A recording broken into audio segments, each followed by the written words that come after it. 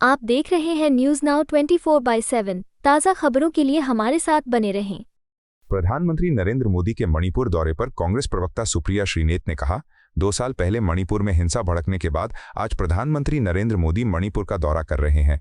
यह दौरा न केवल विकास परियोजनाओं का उद्घाटन करने का अवसर है, बल्कि मणिपुर में स्थायी शांति स्थापित करने की दिशा में एक अहम कदम भी माना जा रहा है। प्रधानमंत्री मिजोरम से मणिपुर तक का सफर तय करेंगे और इम्फाल तथा चुराचांदपुर में करीब 8,500 करोड़ रुपए की विकास परियोजनाओं का शिलान्यास तथा उद्घाटन करेंगे। मणिपुर में 2023 में कुकी और मैतेई समुदायों के बीच संघर्ष हुआ था, जिसमें 260 से अधिक लोग मारे गए और हजारों विस्थापित हुए थे। इस हिंसा के बाद मणिपुर में फरवरी से राष्ट्रपति शासन लागू है। विपक्ष ने प्रधानमंत्री मोदी पर आरोप लगाया था कि वे इतने समय तक मणिपुर का दौरा नहीं कर रहे थे, जबकि राज्य संकट में था। प्रधानमंत्री मोदी का ये दौरा न सिर्फ विकास की नई पहल है, बल्कि शांति, समावेशन और विश्वास बहाली का संदेश भी लेकर आ रहा है। यात्रा के दौरान पीएम हिंसा प्रभावित इलाकों के लोगों से मिलेंगे और राज्य में सामाजिक सामंजस्य व विकास को प्रोत्साहित करेंगे।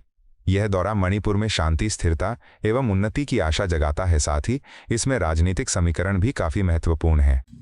हिंसा भड़कने के 2.5 साल बाद आखिरकार नरेंद्र मोदी जी आज मणिपुर जा रहे हैं, लेकिन सनद रहे वो वहां पर विस्थापित लोगों से मिलने या लोगों के आंसू पूछने या उन महिलाओं जिनके साथ बर्बरता हुई उनको ढांढस बंधाने या शांति की अपील करने नहीं जा रहे हैं। वो आज भी वहां पर रेलवे प्रोजेक्ट के उद्घाटन के लिए जा रहे हैं और शायद इसीलिए मणिपुर में उनके आगमन का विरोध हो रहा है। भला कौन भूल सकता है कि 2.5 साल से जलते हुए मणिपुर को अपने हाल पर छोड़कर मोदी जी तो दुनिया नाप रहे थे। कौन भूल सकता है कि जब तक मणिपुर में अपनी सरकार पर नहीं बनाई तब तक राष्ट्रपति शासन नहीं लागू हुआ। कौन भूल सकता है कि इन 2.5 सालों में नरेंद्र मोदी जी ने शांति की एक अपील नहीं की और मणिपुर के एक जनप्रतिनिधि से नहीं मिले। कौन भूल सकता है कि जब आदमखोरों की भीड़ ने महिलाओं को नोचा तो 78 दिन तक मोदी जी चुप रहे और जब बोले भी तो 36 सेकंड के लिए।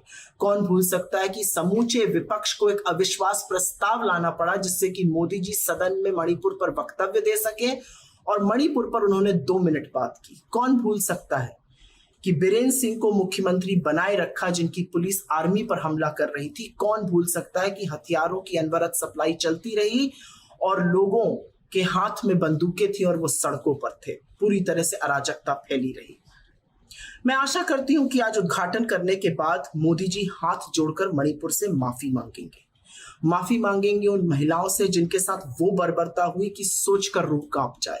माफी मांगेंगे उन बच्चों से जिनकी हत्याएं हो गई। माफी मांगेंगे उन विस्थापित लोगों से जिनका सब कुछ उजड़ गया। माफी मांगेंगे एक ऐसे व्यक्ति को मुख्यमंत्री बनाए रखने के लिए जिसके ऊपर आरोप है कि उसने हिंसा भड़काई थी।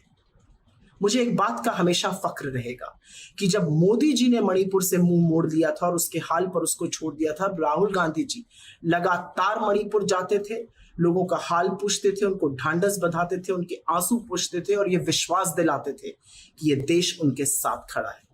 काश ये काम मोदी जी ने भी समय रहते किया होता। आपको यह वीडियो पसंद आया हो तो इसे लाइक करें, हमारे चैनल को सब्सक्राइब करें।